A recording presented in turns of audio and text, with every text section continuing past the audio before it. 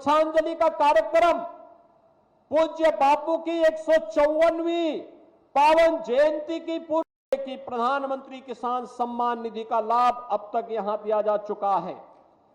प्रधानमंत्री गरीब कल्याण अन्न योजना में 32,65,000 से अधिक परिवारों को पिछले 3.5 वर्ष से लगातार फ्री में राशन की सुविधा का लाभ दिया जा रहा है।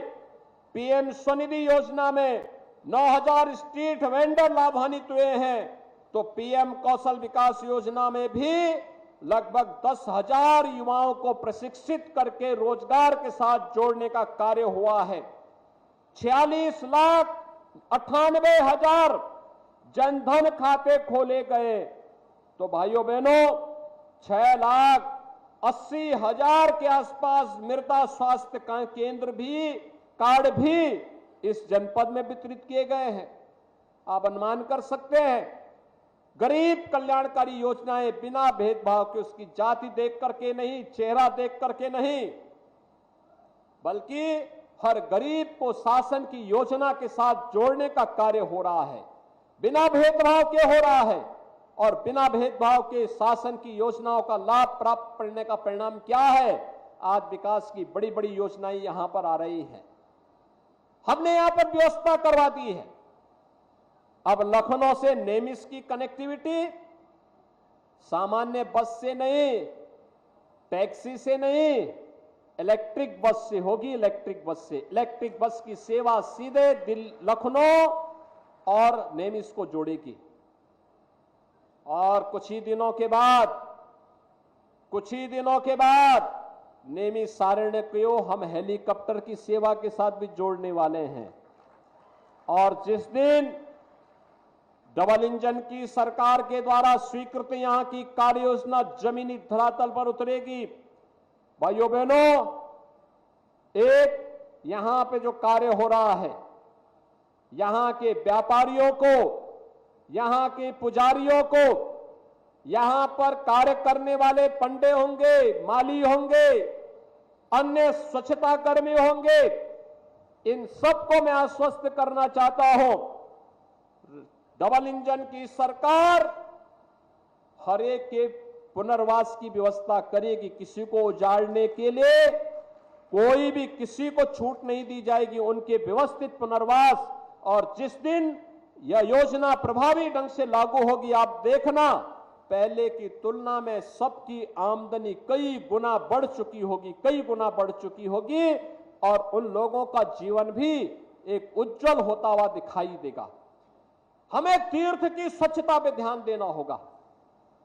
इस तीर्थ की विशेषता ये मां गोमती के तट पर है, और आज से नहीं, गोमती नदी के बारे में कहा जाता है ये मां गंगा से भी प्राचीन नदी है। और इतनी प्राचीन नदी होने के बावजूद आज याद करिए, 6 वर्ष पहले तक गोमती के उद्गम में नदी पूरी तरह सूख गई थी। बाद में जब वहां कार्य प्रारंभ हुआ, श्रमदान किया लोगों ने, आज नदी अपने उद्गम से ही प्रारंभ होकर के आगे बढ़ चुकी है। और हमारा दायित्व होना चाहिए, अगर हम अपने घर को स्वच्छ रखते हैं, स्वच्छ कपड़ा पहनते हैं, तो हमारा दायित्व होता है अपने तीर्थों को भी स्वच्छ और सुंदर बनाए रखें, स्कूल कॉलेजेस को भी स्वच्छ और सुंदर बनाए रखें, हॉस्पिटल को भी स्वच्छ और सुंदर बनाए रखें, तालाब और घाटों को भी सुंदर और स्वच्छ बनाए रखने में योगदान दें, पार्क और खाली प्लॉट में भी गंदगी ना होने दें, कहीं भी गंदगी ना हो, इसके लिए अनेक कदम उठाए गए हैं। स्वच्छ भारत मिशन में घर घर हर घर में शौचालय के निर्माण की कार्रवाई, शुद्ध पेयजल के लिए हर घर नल की योजना प्रारंभ हो चुकी है। लेकिन इसके साथ ही हमें प्लास्टिक मुक्त व्यवस्था की तरफ जाना ही होगा। और मेरी अपील होगी, प्लास्टिक का, थर्माकोल का उपयोग नहीं करेंगे, बल्कि इसके जो वैकल्पिक व्यवस्था दी गई है, उस वैकल्पिक व्यवस्था को ही हम उपयोग करेंगे। तो भाइयों बहनों, प्रदूषण को भी और गंदगी को भी काफी हद तक हम समाप्त करने में हमें मदद मिल जाएगी। और इसीलिए तीर्थ में लोग इसलिए आते हैं को कुछ देर स्वच्छ और सुंदर माहौल के साथ, आध्यात्मिक माहौल के साथ, तनाव मुक्त वातावरण के साथ हम जी सकें, आगे बढ़ सकें, एक नई ऊर्जा का संचार हो सके। और उसका माध्यम बनना चाहिए स्वच्छता। इस स्वच्छांजलि का कार्यक्रम पूज्य बापू की 154वीं पावन जयंती की पूर्व संध्या पर हम सबका दायित्व बनता है कि हम लोग, हर व्यक्ति प्रतिदिन 1 घंटा स्वच्छता के लिए समर्पित करें। इस स्वच्छता के लिए अपने घर, अपने घर के परिसर, अपने मठ, मंदिर, कोई भी धर्मस्थल, कोई भी विद्यालय, कोई भी चिकित्सालय, कोई भी सरकारी कार्यालय, कोई भी मदघाट, कोई भी पार्क, कोई खाली प्लॉट, कोई सड़क, कोई चौराहा, जहां कहीं भी गंदगी है उसको हटाने के लिए, उसके खिलाफ एक अभियान चलाने के लिए और इस अवसर पर स्वेच्छाग्रहियों को सम्मानित करना, उनके प्रति सम्मान का भाव रखना। और हमारी सरकार ने तय किया है जितने भी स्वच्छताग्रही हैं, खासतौर पर सफाई कर्मचारी हैं, इनको न्यूनतम वेतन की गारंटी सरकार देगी। इनको न्यूनतम वेतन मिलना ही चाहिए। हमने कमेटी गठित की हुई है और बहुत शीघ्र उस रिपोर्ट को हम लागू करेंगे तो इनका जीवन सम्मानजनक ढंग से आगे बढ़ाने का काम भी सरकार करेगी। आज के इस अवसर पर मैं आप सबको आश्वासन देने के लिए आया हूं। नैमिषारण्य में अच्छे जो तीर्थ हैं, आश्रम है, इसके पुनरुद्धार के लिए तो सरकार कदम बढ़ाएगी। पौराणिक और ऐतिहासिक पृष्ठभूमि से जुड़े हुए जितने भी मठ, मंदिर, तीर्थ स्थल हैं, इनके लिए तो सरकार सहयोग करेगी ही। साथ साथ यहां पे जन सुविधाओं के विकास के लिए चौड़ी सड़कें हो, गेस्ट हाउसेज बने, अच्छे रेस्टोरेंट आए, अच्छी धर्मशालाएं बने, अच्छे होटल्स आए, बेहतर कनेक्टिविटी हो और एक स्वच्छ वातावरण लोगों को प्राप्त हो। हम सूत जी महाराज के द्वारा जो 88,000 ऋषियों को 18 पुराणों के बारे में जो यहां पे प्रवचन दिया गया था, उनकी प्रतिकृति भी यहां पर स्थापित कर सके, इसके लिए भी प्रयास हो रहा है।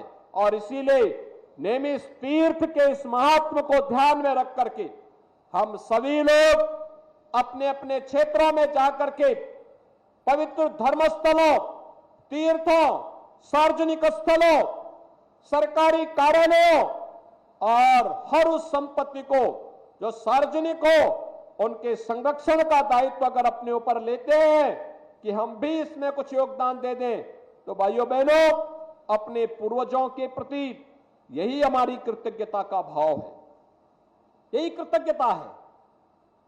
हम सनातन धर्म की जब बात करते हैं, इसी कृतज्ञता के साथ जोड़ते हैं। कृते च प्रति कर्तव्यम एष धर्म सनातन। सनातन धर्म वही है।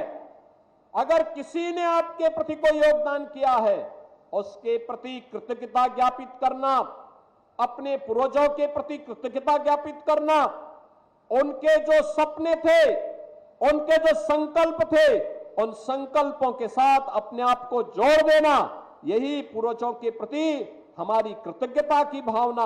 और उसी कृतज्ञता के भाव को व्यक्त करने के लिए आज हम सब यहां पर इस पौराणिक तीर्थ पर एकत्र हुए हैं। मैं इस तीर्थ को एक बार फिर से नमन करता हूं। 550 करोड़ रुपए की इन परियोजनाओं को, इन सभी माननीय जनप्रतिनिधियों को इसके लिए धन्यवाद देता हूं और आप सबको बधाई और शुभकामनाएं देता हूं।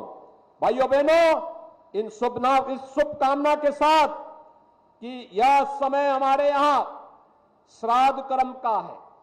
अपने पूर्वजों के प्रति श्राद्ध का मतलब कृतज्ञता ज्ञापित करने का एक अवसर, और कृतज्ञता ज्ञापित विकास और स्वच्छता के माध्यम से हम सब कर सकेंगे। इससे बड़ी बात और कोई नहीं हो सकती है, क्योंकि पितरों को और देवी देवताओं को हमेशा स्वच्छता प्यारी होती है। उस स्वच्छता के लिए गोमती नदी को भी स्वच्छ रखना है, सुंदर बनाए रखना है, तीर्थों के विकास के लिए कार्य करना है, तो उसकी स्वच्छता के लिए हमें कार्य करना होगा।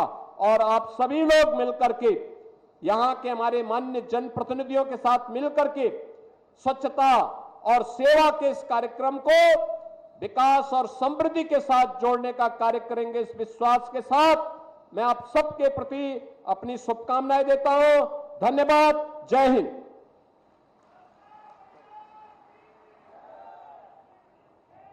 बहुत बहुत धन्यवाद, आभार।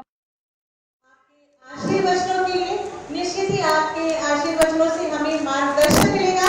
मैं अनुरोध करूंगी सभी से कि एक बार जोरदार तालियों के माध्यम से माननीय मुख्यमंत्री जी का आभार व्यक्त करें। आज जनपद सीतापुर को करोड़ों की योजनाएं, परियोजनाएं, विकास परियोजनाओं की सौगात दी है। हम आपका हृदय से आभार और धन्यवाद व्यक्त करते हैं। माननीय, आपके शुभागमन से आज हम सब